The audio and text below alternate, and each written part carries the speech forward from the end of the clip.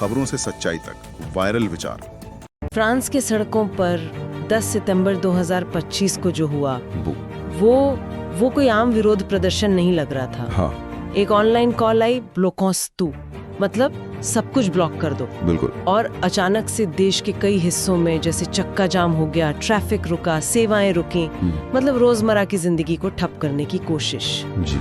तो चलिए शुरुआत करते हैं इसी नारे से, ब्लॉकआउट तू। हाँ, ये सिर्फ एक नारा नहीं था, जैसा आपने कहा, ये एक एक्शन कॉल था।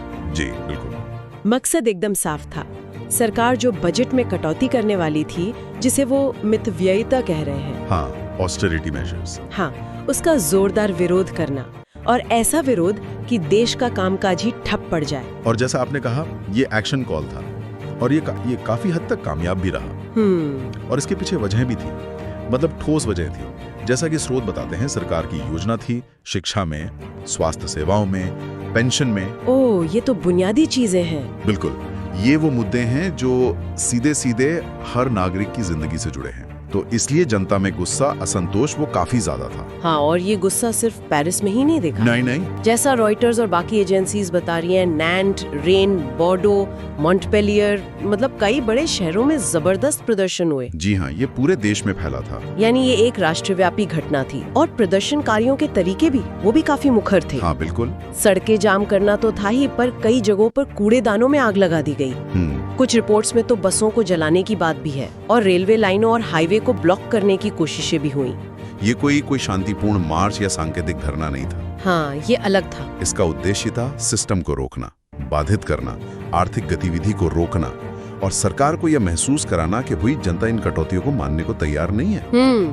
ये एक तरह से नागरिक अवज्ञा का एक उग्र रूप था। अच्छा। जिसका लक्ष्य था सरकार को या तो बातचीत की मेज पर लाना या फिर नीतियां बदलने पर मजबूर करना। तो जाहिर है, जब इतने बड़े पैमाने पर व्यवधान पैदा करने की कोशिश होगी, तो सरकार भी चुप नहीं बैठेगी। हाँ बिल्कुल। सरकार की प्रतिक्रिया भी उतनी ही मजबूत हुई, और आंकड़े यही बताते हैं। रॉयटर्स, द गार्डियन, इन स्रोतों के अनुसार सरकार ने बहुत बड़े सुरक्षा इंतजाम किए थे। कितने बड़े? देश भर में 80,000 से ज्यादा पुलिस और जेंडरमेरी, मतलब सुरक्षा बल, तैनात किए गए थे। 80,000? हाँ, आप अंदाजा लगाइए, 80,000। बाप रे। अकेले राजधानी पेरिस में ही करीब 6,000 सुरक्षा कर्मी थे। ये संख्या बताती है कि सरकार को अंदाजा था कि अशांति और टकराव हो सकता है, और वो तैयार थे। तो टकराव हुआ? हाँ बिल्कुल।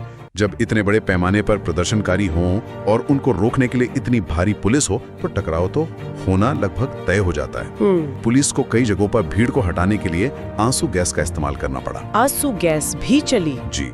ये दिखाता है कि माहौल काफी तनावपूर्ण था, और शांतिपूर्ण विरोध कई जगहों पर हिंसक झड़पों में बदल गया। बिल्कुल।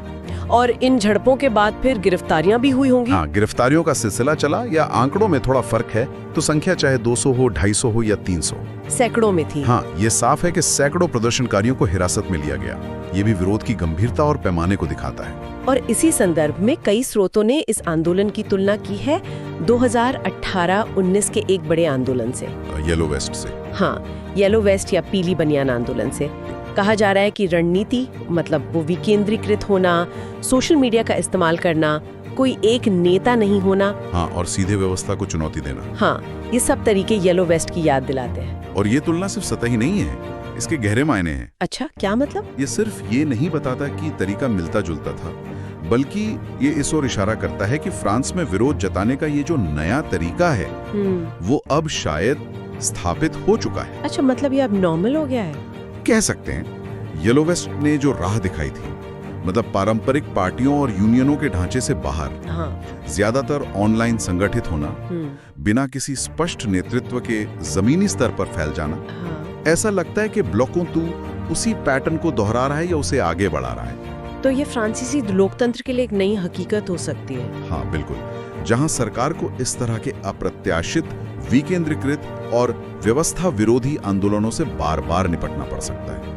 ये तो राष्ट्रपति मैक्रोन के लिए एक बड़ी चुनौती होगी। बिल्कुल, खासकर उनके जैसे मध्यमार्गी नेता के लिए, जिन्हें अक्सर राजनीतिक स्पेक्ट्रम के दोनों तरफ से ऐसे विरोध झेलने पड़ते हैं। और जैसे कि ये सब काफी नहीं था, इस पूरे मामले में एक और बड़ा ड्रामा हुआ, हाँ, जिसने स्थिति को और भी उलझा दिया। हाँ, प्रधानमंत्री फ्रांसुआ बायरो की सरकार संसद में अविश्वास प्रस्ताव हार गई अरे उसी दिन। हाँ, जरा सोचिए, एक तरफ देश भर में लोग सड़कों पर हैं सरकार की नीतियों के खिलाफ, आगजनी, चक्का जाम, और दूसरी तरफ पेरिस में संसद के अंदर सरकार गिर जाती है। ये तो किसी फिल्म जैसा लग रहा है। बिल्कुल, ये एक असाधारण संयोग था, अगर इसे संयोग कहें तो। हाँ।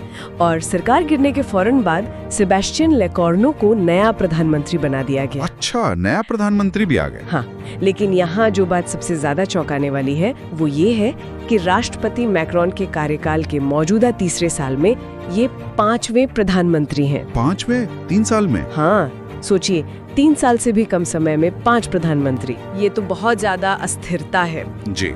ये फ्रांस जैसे स्थापित लोकतंत्र में एक अभूतपूर्व राजनीतिक अस्थिरता का संकेत है।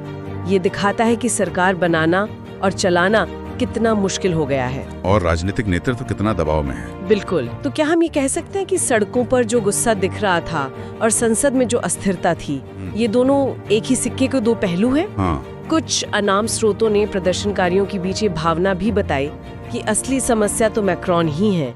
तो अगर हम आज की इस पूरी चर्चा को समेटें तो तस्वीर कुछ ऐसी बनती है। 10 सितंबर 2025 फ्रांस में ब्लॉकॉस्तु नाम से राष्ट्रव्यापी विरोध प्रदर्शन। जी।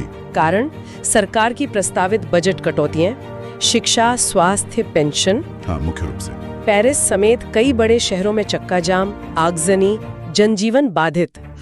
सरकार ने भारी पुलिस बल लगाया, झड़पें हुई, सैकड़ों गिरफ्तारियां। बिल्कुल। और आंदोलन की खास बात, अलग अलग विचारधारा के लोग शामिल हुए, तरीका येलो वेस्ट जैसा। हाँ, विकेंद्रीकृत। और ये सब ड्रामा ठीक उसी दिन हुआ जब फ्रांस की सरकार संसद में गिर गई और देश को मैक्रोन के कार्यकाल का 5वां प्रधानमंत्री मिला। आपने बिल्कुल सही तरीके से सार रखा। ये पूरी तस्वीर फ्रांस में एक गहरे और बहुस्तरीय तनाव को दिखाती है। तो यहाँ से आगे बढ़ते हुए एक विचार मन में आता है जिस पर शायद गौर करने की जरूरत है। जब किसी देश में बार बार इस तरह के बड़े व्यवस्था विरोधी प्रदर्शन एक पैटर्न बन जाएं, जी, और साथ ही साथ राजनीतिक अस्थिरता भी एक स्थायी स्थिति जैसी लगने लगे, जहां प्रधानमंत्री हर कुछ महीनों में बदल रहे हों, हाँ। तो क्या ये किसी बड़े ज्यादा बुनियादी बदलाव की आहट है? ये एक बड़ा सवाल है। क्या हम फ्रांस को एक ऐसे नए दौर में जाते हुए देख रहे हैं जहां आर्थिक सुधारों पर, खासकर मितव्ययिता जैसे उपायों पर, समाज में या राजनीतिक वर्ग में कोई आम सहमति बनाना लगभग नामुमकिन हो जाएगा? ये सवाल भविष्य के लिए है, लेकिन मौजूदा हालात निश्चित रूप से इस पर सोचने को मजबूर करते हैं। ये देखना होगा कि फ्रांस इस दोहरे दबाव से कैसे निपटता है। ताज़ा खबरें और अपडेट्स के लिए सब्सक्राइब करें